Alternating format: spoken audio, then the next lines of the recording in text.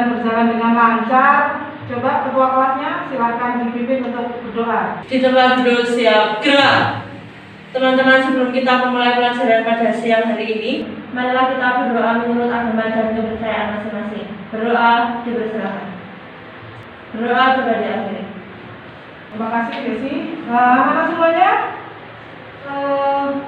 karena kita masih dalam masa pandemi ya, meskipun kalian sudah bisa belajar dengan luring, kita bisa bertatap muka, tapi alangkah lebih baiknya kalian untuk menjaga kesehatan ya, selalu rajin cuci tangan, pakai masker dimanapun berada, makan makanan yang bersih. Tadi waktu masuk di pintu gerbang sekolah pagi tadi, itu kalian sudah cuci tangan kan? Sudah.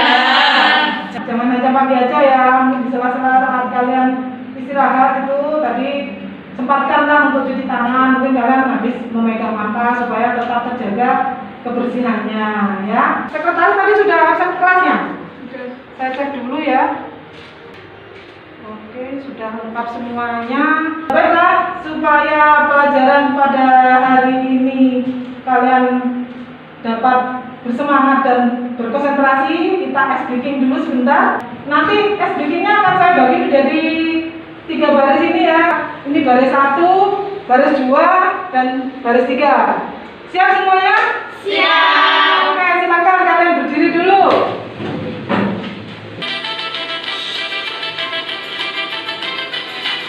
Satu, tiga, dua,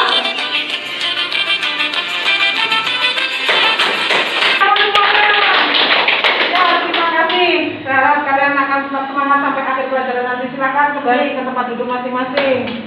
Anak-anak semuanya, untuk kajian pembelajaran pada hari ini yaitu 3.1 memahami pasar. Materinya yaitu tentang struktur pasar. Nah, tujuan pembelajaran pada hari ini yang ke-1 dengan melalui pendekatan saintifik dan model pembelajaran discovery learning, kalian diharapkan dapat mengidentifikasikan struktur pasar dengan baik dan bertanggung jawab. Yang kedua, melalui pendekatan saintifik dan model pembelajaran discovery learning ini, kalian diharapkan dapat mengklasifikasikan pasar menurut strukturnya. Nah, anak-anak semuanya, Siska mau tanya ini ya. Minggu yang lalu kita kan sudah mempelajari tentang materi jenis-jenis pasar. Nah, pasar menurut bentuknya kemarin dibagi menjadi berapa? 2. Apa saja itu? Ya, silakan. Pasar persaingan sempurna dan pasar persaingan tidak sempurna. Ya, betul sekali. Terima kasih. Dibagi menjadi 2, yaitu pasar persaingan sempurna dan pasar persaingan tidak sempurna. Contoh pasar persaingan sempurna apa? Yang bisa menjawab? Saya Bu, Ya. pasar sayur dan pasar daging. Ya, betul sekali. Contohnya yaitu pasar sayur dan pasar daging. Terus kalau untuk pasar persaingan tidak sempurna? Saya Bu, Ya, nih kan? rumah makan dan ruang cukur. Ya, betul sekali ya. Jadi untuk contoh pasar persaingan tidak sempurna itu adalah seperti jasa rumah makan dan jasa tukang cukur. Nah, dan untuk materi pembelajaran kali ini kita akan membahas tentang pasar dilihat dari strukturnya. Penasaran tentang struktur pasar? Penasaran? Nah, sebelumnya Siska ada prioritas untuk kalian ya. Coba kalian buka HP kalian. Tadi Bu Siska sudah share link pretest untuk materi pembelajaran hari ini. Silakan dibuka HP-nya, diklik linknya. Saya beri waktu 10 menit untuk mengerjakan soal pretest. Selamat mengerjakan.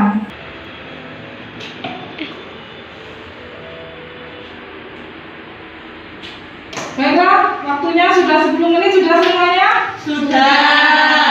Sekarang kita memasuki ke materi pembelajaran pada hari ini. Coba dibuka modul yang sudah saya share. Ada yang sudah mencetak? Ya, yang sudah mencetak bisa dibuka itu modulnya. Kalau yang ini lewat handphonenya juga boleh ya. Kalian baca modulnya. Saya beri waktu 15 menit. Oke? Ya, silakan dibaca dulu modulnya. Kalian catat apa yang tidak kalian mengerti. Nanti bisa ditanyakan. Ya. Baiklah, sudah 15 menit setelah kalian membaca modul tadi. Ada yang mau ditanyakan? Saya Bu, Ya, silakan ulang. apakah Blitar Town Square itu termasuk dalam pasar persaingan sempurna? Ya, terima kasih Ulan atas pertanyaannya. Bu, apakah Blitar Town Square itu termasuk ke dalam kategori pasar persaingan sempurna? Ya, termasuk. Mengapa Bu? Coba kalian perhatikan slide berikut ini.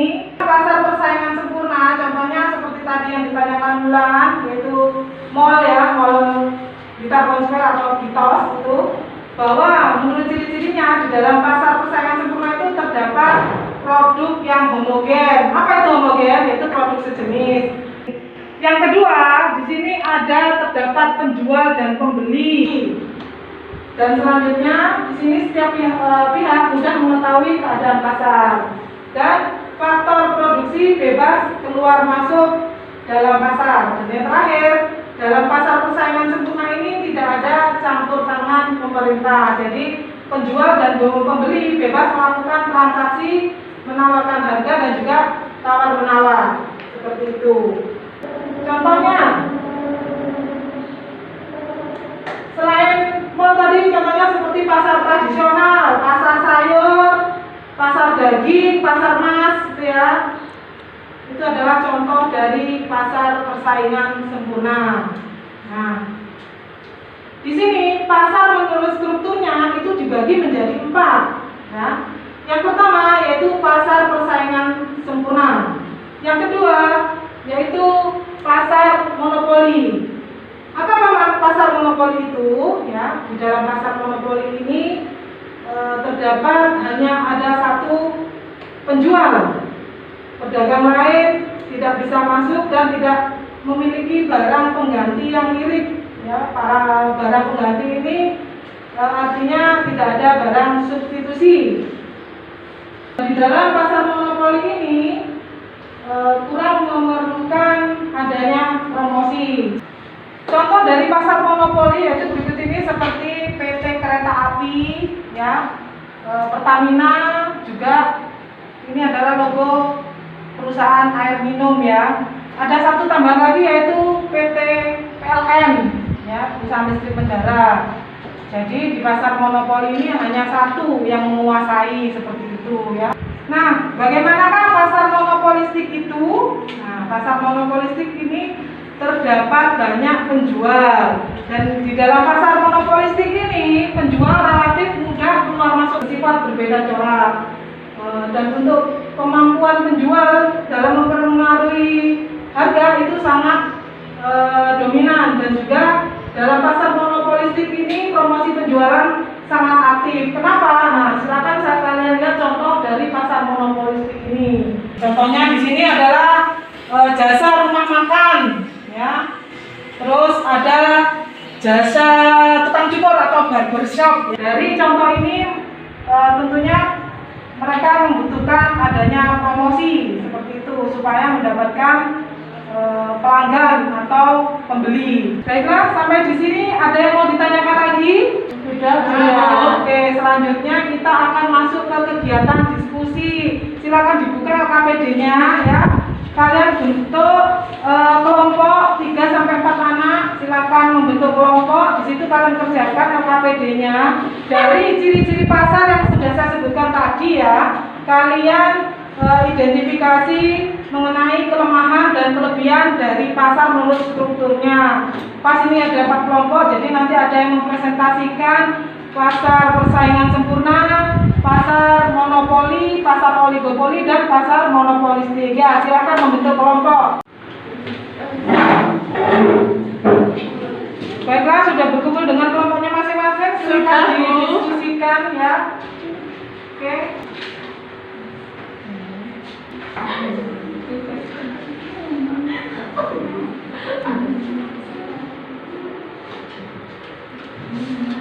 Bagaimana? Sudah selesai diskusinya?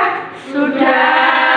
Nah, kalau sudah selesai, silakan bergantian untuk mempresentasikan hasil diskusi kelompok masing-masing. Kelompoknya siapa dulu ini? Ya, silakan Bu Ayu. Silakan maju ke depan untuk membacakan hasil diskusinya. Menurut hasil diskusi kelompok kami, kelebihan dan kekurangan pasar persaingan sempurna sebagai berikut. Kelebihannya: 1.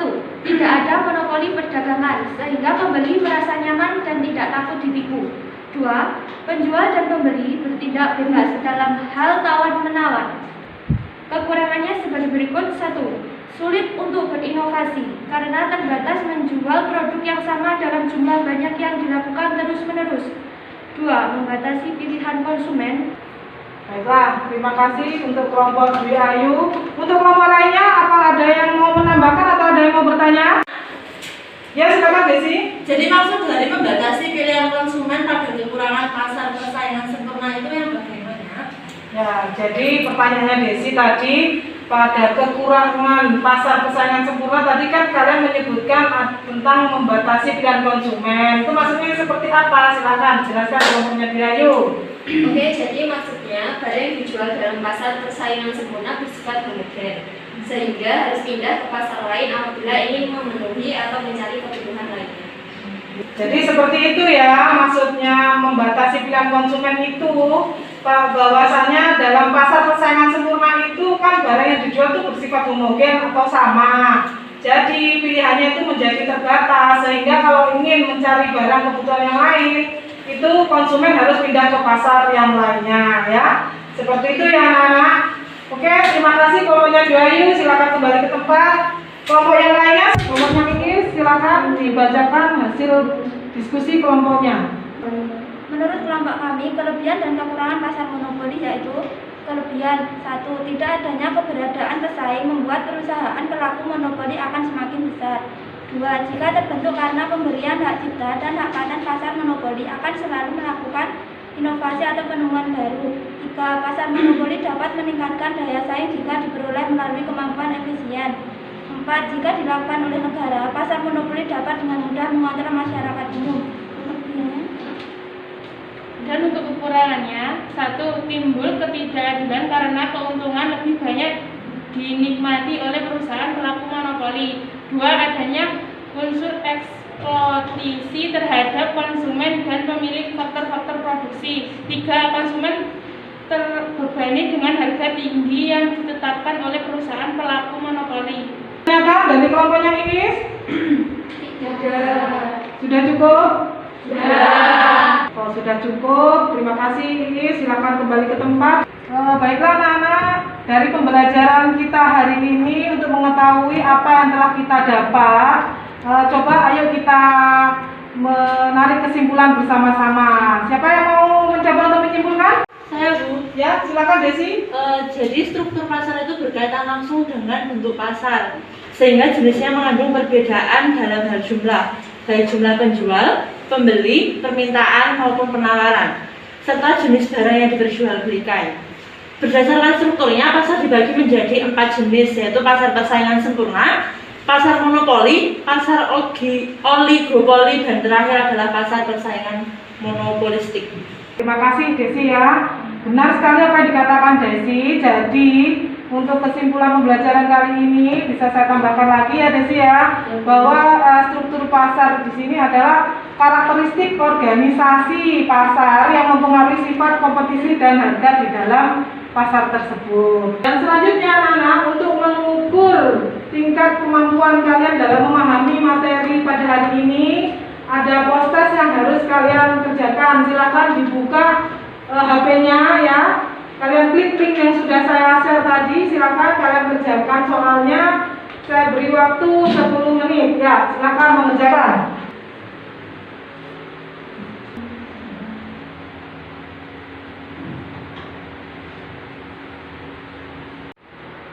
Oke, sudah 10 menit, sudah selesai mengerjakannya?